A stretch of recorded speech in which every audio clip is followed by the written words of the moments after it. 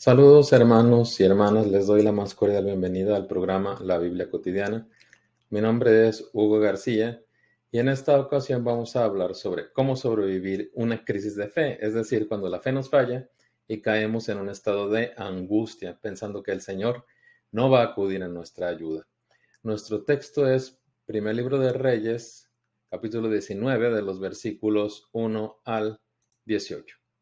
El profeta Elías se vio en una gran crisis de fe justo después de su mayor triunfo, cuando derrotó en el Monte Carmelo a los profetas de Baal, hizo que cayera fuego del cielo. Con la oración el Señor envió fuego del cielo y así los derrotó.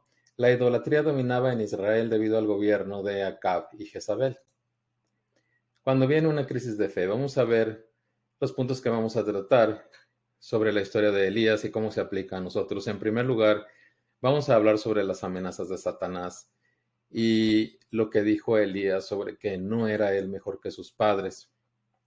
Vamos a hablar de la provisión de Dios también y cómo el Señor le dio una audiencia a Elías y lo que Elías hizo. Vamos a hablar también del significado del silbo apacible y cómo el Señor llevó a Elías a un cambio de perspectiva que también nosotros nos podemos aplicar.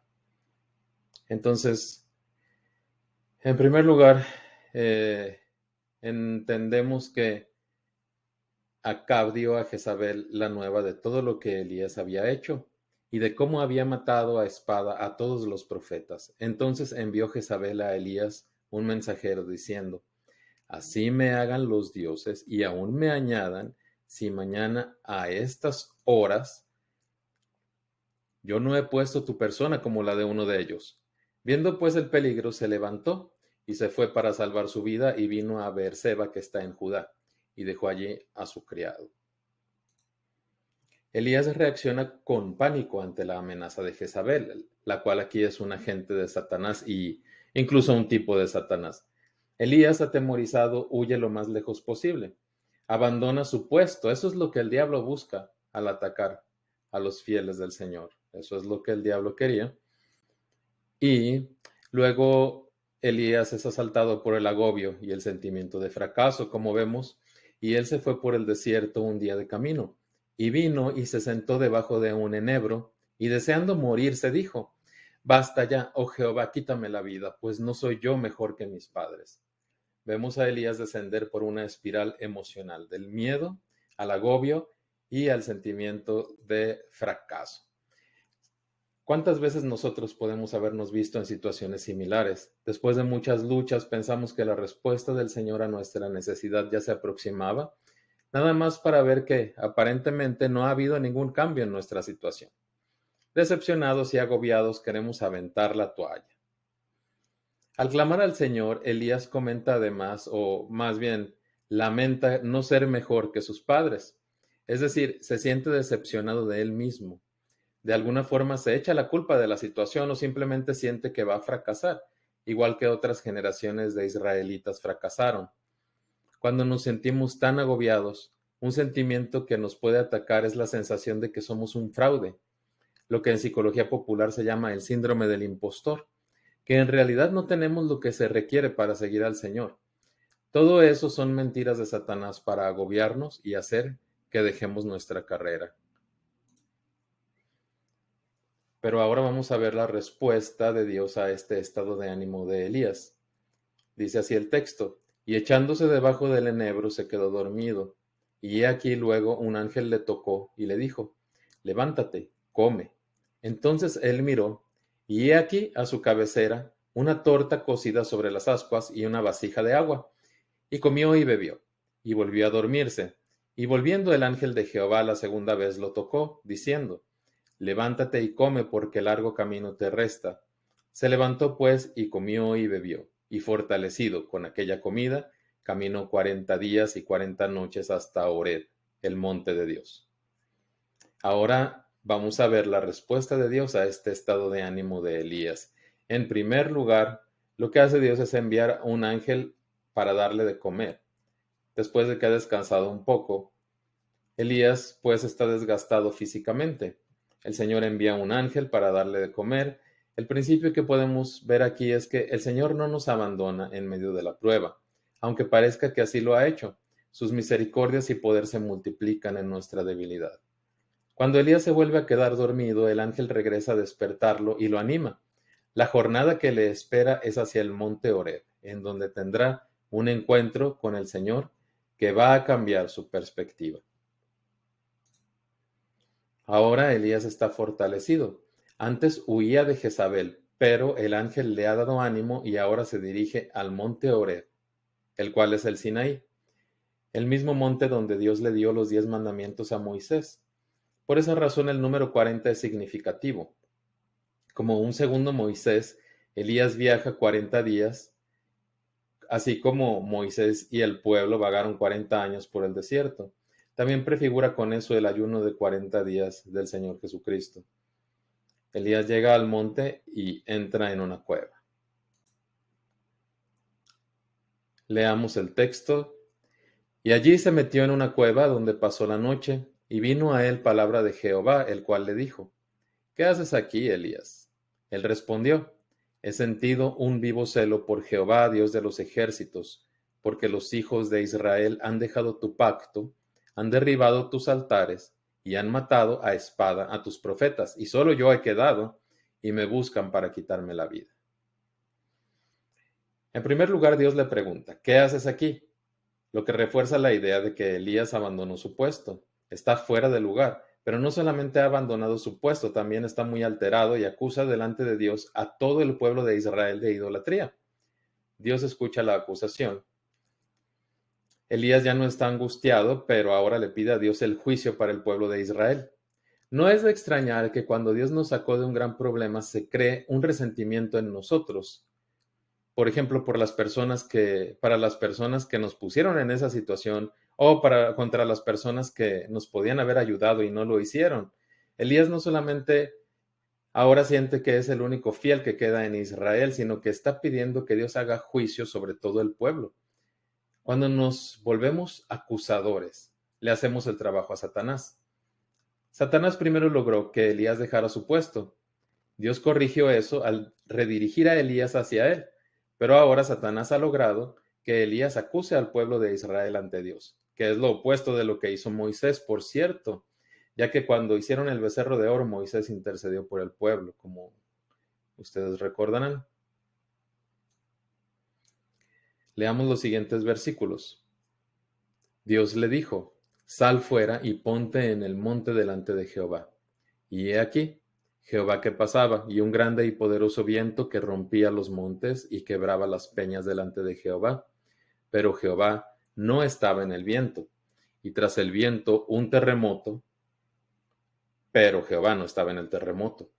Y tras el terremoto un fuego, pero Jehová no estaba en el fuego.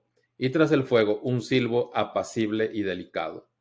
Y cuando lo oyó Elías, cubrió su rostro con su manto y salió y se puso a la puerta de la cueva. Este es el significado de lo que Dios le muestra a Elías. Cristo es el silbo apacible. ¿Por qué? Primero, Dios le da 3 manifestaciones a Elías que son señales de su poder. Y también son recuerdos de la época de Moisés, cuando Dios hizo juicio sobre el pueblo de Egipto y luego sobre el mismo pueblo idólatra, el fuerte viento, el terremoto y el fuego. Pero ahora vemos que Dios no está en ninguna de esas manifestaciones, sino en un silbo apacible. Esto es muy importante porque el silbo apacible es un tipo del Señor Jesús. Apunta a su ministerio por las siguientes razones. De él dice el profeta Isaías, cuando anuncia el ministerio de Jesucristo, que no quebrará la caña cascada ni apagará el pabilo que humea, en Isaías 42:3. Es decir, el Señor Jesús es tranquilo, misericordioso, no se impone, no va a forzar a nadie. También tenemos que tener en cuenta lo que el Señor mismo dijo de su ministerio, porque Dios no envió a su Hijo a condenar al mundo, sino para que el mundo sea salvo por él. En Juan 3:17, el Señor no vino al mundo a causar terremotos, a que cayera fuego del cielo, sino a salvar lo que se había perdido. De hecho, usted recordará que precisamente hay una escena en los Evangelios, en Lucas 9, en que Jesús reprende a Juan y Santiago por querer invocar fuego del cielo, al estilo Elías, precisamente para destruir una aldea de Samaria. Pero el Señor, ¿qué dice en Mateo 18? Que vino a salvar lo que se había perdido, o sea, a nosotros. Pero Elías va a entender este mensaje profético, o cómo va a reaccionar. Leamos. Y aquí vino a él una voz diciendo: ¿qué haces aquí, Elías? Él respondió: he sentido un vivo celo por Jehová, Dios de los ejércitos, porque los hijos de Israel han dejado tu pacto, han derribado tus altares y han matado a espada a tus profetas, y solo yo he quedado, y me buscan para quitarme la vida. Como vemos, Elías no parece haber comprendido el mensaje. Mientras que el silbo apacible es un tipo de nuestro Señor, Elías en realidad es un tipo de nosotros, de la iglesia, en este pasaje. Muchas veces no entendemos la misericordia de Dios y queremos simplemente que Dios haga juicio sobre los pecadores, especialmente si nos sentimos acorralados, desgastados o agobiados como se sentía Elías. Nos damos por vencidos. Incluso llegamos a creer, como Elías, que todos a nuestro alrededor son unos hipócritas o unos idólatras y que nada más nosotros somos fieles. Esta situación es relativamente común, especialmente entre los hermanos verdaderamente comprometidos con el Señor, ya que son los que más sufren pruebas y ataques de Satanás. Así que Elías no comprende el significado del silbo apacible e insiste en su petición de juicio. Ahora vamos a continuar con el pasaje ya al final hasta el versículo 18. Y le dijo Jehová: ve, vuélvete por tu camino, por el desierto de Damasco, y llegarás y ungirás a Hazael por rey de Siria. A Jehú, hijo de Nimsi, ungirás por rey sobre Israel. Y a Eliseo, hijo de Safat, de Abel Mehola, ungirás para que sea profeta en tu lugar. Y el que escapare de la espada de Hazael, Jehú lo matará, y el que escapare de la espada de Jehú, Eliseo lo matará. Y yo haré que queden en Israel 7,000, cuyas rodillas no se doblaron ante Baal, y cuyas bocas no lo besaron. Entonces vemos que Dios le da a Elías instrucciones de acuerdo a sus planes. ¿Y cómo son esos planes? En primer lugar, Elías tiene que regresar. Abandonó su puesto dejándose engañar por Satanás. En segundo lugar, Elías debe ungir nuevos líderes, los cuales van a combatir la idolatría de acuerdo a los planes de Dios. El plan de Dios es gradual. Su lucha contra la idolatría será gradual y está enfocada en nuevos líderes que combatirán a los líderes que han desviado a Israel. Y así llevarán a cabo el juicio de Dios. Entre estos líderes está el mismo sucesor de Elías, lo que muestra que él no va a ver toda la victoria del Señor. A veces nos falta la perspectiva para darnos cuenta de que los planes de Dios son a más largo plazo de lo que nosotros creemos. Además, Dios le informa a Elías que no va a destruir a Israel porque todavía hay un remanente, 7,000 que no se han inclinado ante Baal. El plan de Dios es acorde con salvaguardar a ese remanente. En conclusión, vemos que, movido por el desánimo, las amenazas de Satanás y el sentimiento de fracaso, Elías abandonó su puesto e incluso deseó morirse. Esto fue un logro de Satanás, pero Dios contrarrestó lo que Satanás buscaba al dirigir a Elías hacia sí mismo. De aquí podemos extraer el principio de que en una crisis de fe, Dios nos va a volver hacia Él. No va a dejar que Satanás nos engañe y nosotros no debemos dejarnos engañar. Pero el segundo logro fue aún mayor, ya que Elías estaba acusando al pueblo de Israel delante de Dios. Así Satanás quiere hacer acusadores de los siervos más fieles, lo que también es una trampa para sabotear nuestra carrera cristiana. ¿Por qué? Porque nuestro deber es parecernos más y más a Jesucristo, y Él no es un acusador. Satanás es el acusador de los hombres. Por último, vamos a ver la aplicación de nuestro estudio del día de hoy, cómo debemos aplicar esta enseñanza a nosotros. En primer lugar, tenemos que recordar que Satanás es un mentiroso. Puede ser que nos haya mandado un mensajero para amenazarnos o que las circunstancias sean extremas, Pero el Señor ha dicho, no te dejaré ni te abandonaré. Por lo tanto, a nosotros nos corresponde proclamar, el Señor es mi ayudador, no temeré. ¿Qué puede hacerme el hombre? Bajo ninguna circunstancia debemos abandonar el puesto que el Señor nos ha asignado. Y si ya lo hicimos, debemos apresurarnos a volver, como Elías. Si estamos muy agobiados, tenemos que descansar en la provisión del Señor. Él siempre da una salida a la tentación, como dice 1 Corintios 10:13. Y si estamos deseando, por último, si estamos deseando que el juicio caiga sobre otras personas, probablemente hemos perdido la perspectiva. Tenemos que buscar al siervo apacible, al Señor Jesús, a la voz del Espíritu Santo, para que Él nos dé su perspectiva sobre nuestra situación.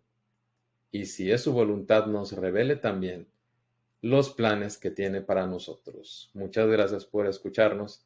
Hasta la próxima.